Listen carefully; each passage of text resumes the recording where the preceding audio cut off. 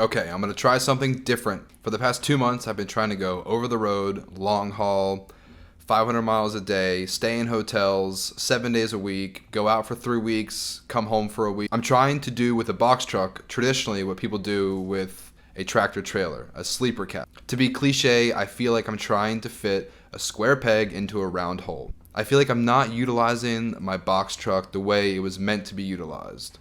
I think our box trucks are best meant for short hauls, 100 miles, 200 miles, and our box trucks can go where semi-trucks can't go, big cities. My original plan was to just go out Monday through Friday, try cutting out 3 hotels, so I'm not paying for Friday, Saturday, Sunday. I'm only going to pay for a hotel Monday through Thursday night. But now I've got a new plan. I'm going to try to run Amazon Relay for 1 week and see how it goes. I don't have early access to the Amazon load board, so the loads I'll be able to choose from aren't as good. But I'm still going to try to run solely Amazon Relay for the next 7 days and see how it works. The one thing I do know is these past 2 months, I have not made as much money as I want to make, and I'm spending way too much money on hotels and my dispatcher and my driver, and I'm just not making the money to justify spending all that money. So my goal is with Amazon Relay, I cut out the factoring company, cut out the dispatcher, save on hotels. Hopefully I can use a box truck for what it's really meant for, short hauls into big cities where semi-trucks can't go. Okay, so update on Amazon Relay.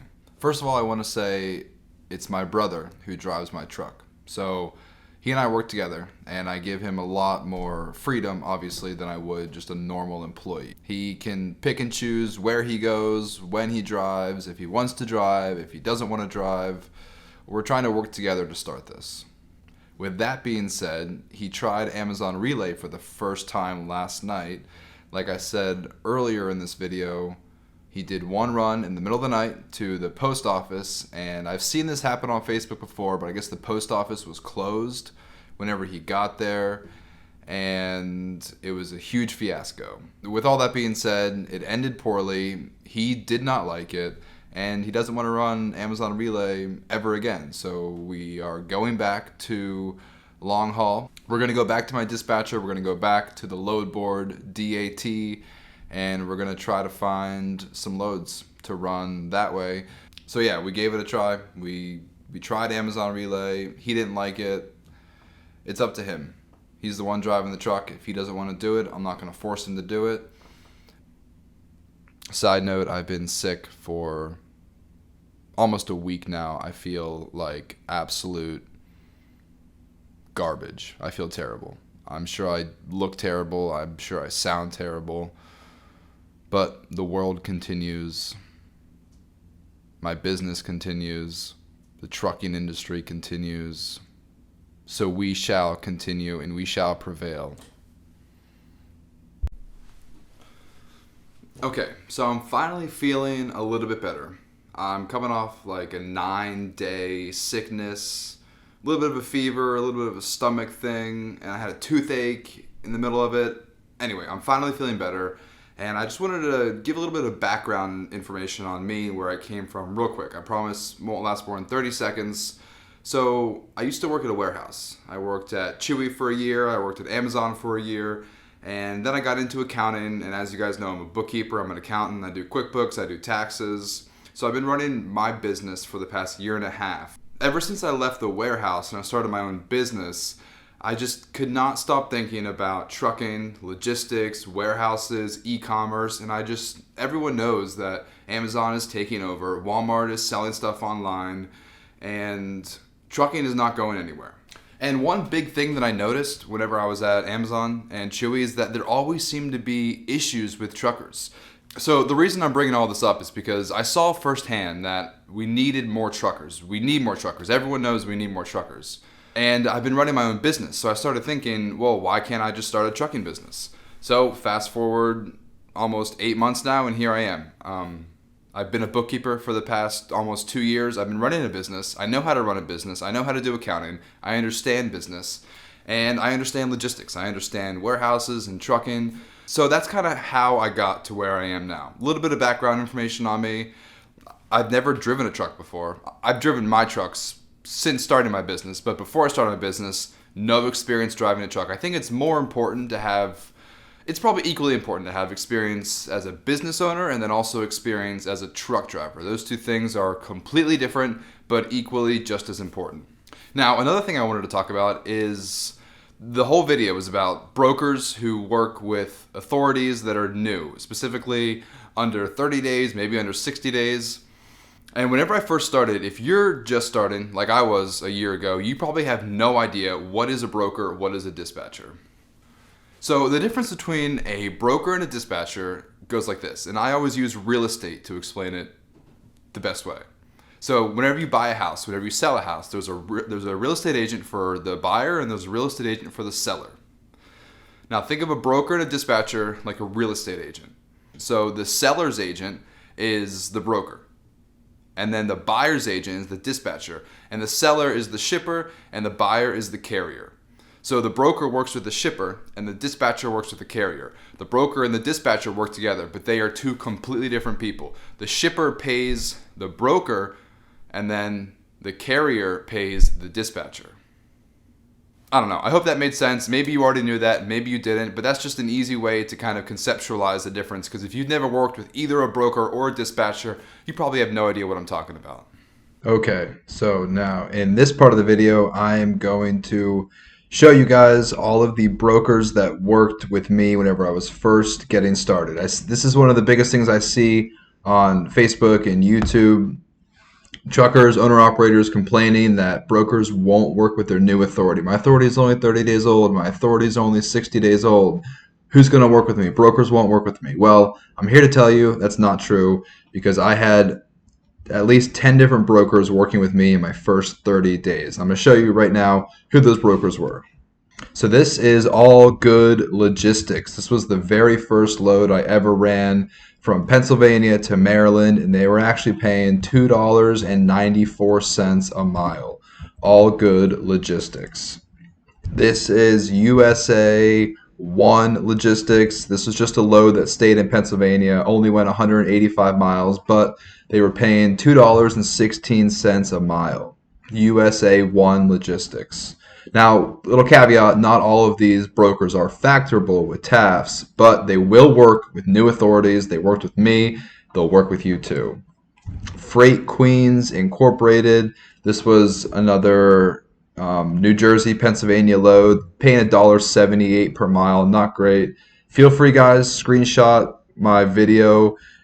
Grab these email addresses, grab these phone numbers, reach out to these brokers because they will work with you if you are new. This is TA Services. This was going from Pennsylvania to Brooklyn, New York, paying $7 a mile. It only went 83 miles, but it was paying $600, so I'll take that all day. This was kind of a weird one, but this is Riemann Transportation. This looks like a fax, I think. Riemann Transportation Corporation. This Pennsylvania to Virginia, paying $2.29 a mile. Another fantastic load. Okay, this one, Yellow Diamond Consulting, Pennsylvania to New York, $1.93. So still not a bad load. $1.93. Yellow Diamond Consulting. TQL, everyone knows about TQL. This is the very first TQL load I ever ran from New Jersey to Pennsylvania. Paid $2 a mile. So, you know, you guys know that's kind of the gold standard, right? $2 a mile. Hurricane Logistics, rest in peace. I no longer work with Hurricane Logistics. I would advise you the same. This load is going from Pennsylvania to South Carolina, and I cannot believe I took it, but it was only paying $1.13 a mile. So Hurricane Logistics, everyone knows. Stay away from Hurricane Logistics. Bad company. They do a lot of double brokered freight. National Freight Logistics, another one. I would not condone this load, my goodness. 64 cents a mile. Cannot believe I took this load from New Jersey to Tennessee. But if y'all are desperate, National Freight Logistics will work with you in the first 30 days of your authority. So those were, I think, almost 10 different brokers that worked with me in the first 30 days. Next, I'm going to show you the brokers who worked with me in the first 60 days. All right, now these are brokers who worked with me from 30 to 60 days. And keep in mind, I think that the first 5 or 6 of these were all done with an 18-foot box truck. So the rate per mile is a little skewed. It's pretty bad. But this first one here, Somerset Logistics, ran this back in September from North Carolina to Michigan. Only paid $1 a mile, but it was with my 18-foot box truck, and my authority was still less than 60 days. So Somerset Logistics will work with you. Another TQL load. Obviously, everyone knows TQL will work with you. They were paying $1.55 to go from Ohio to Michigan in my 18-foot box trucks. I don't think I work with them anymore. They had a lot of double brokered freight. They also are not factorable, but this was going from New Jersey to Florida, and it was paying $1.43 a mile, so not very good. But this is the second to last load I did in my 18-foot box truck. So AGD Logistics, I would probably stay away from them, but if you're desperate, maybe check them out.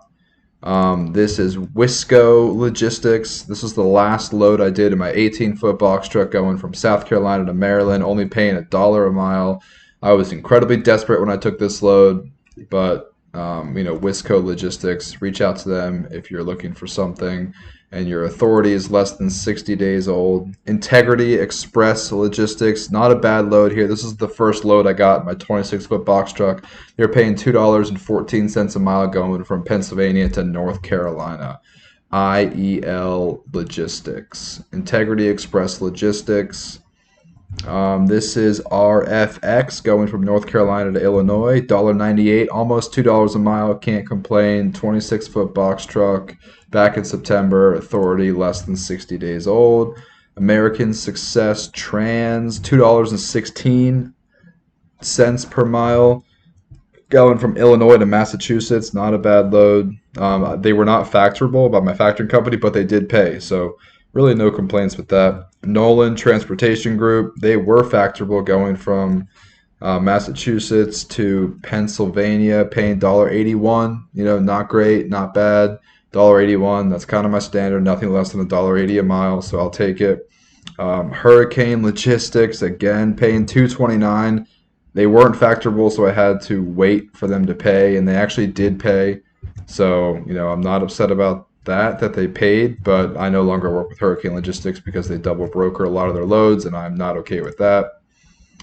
And last but not least, another AGD Logistics, paid $1.95 a mile going from Michigan to Florida.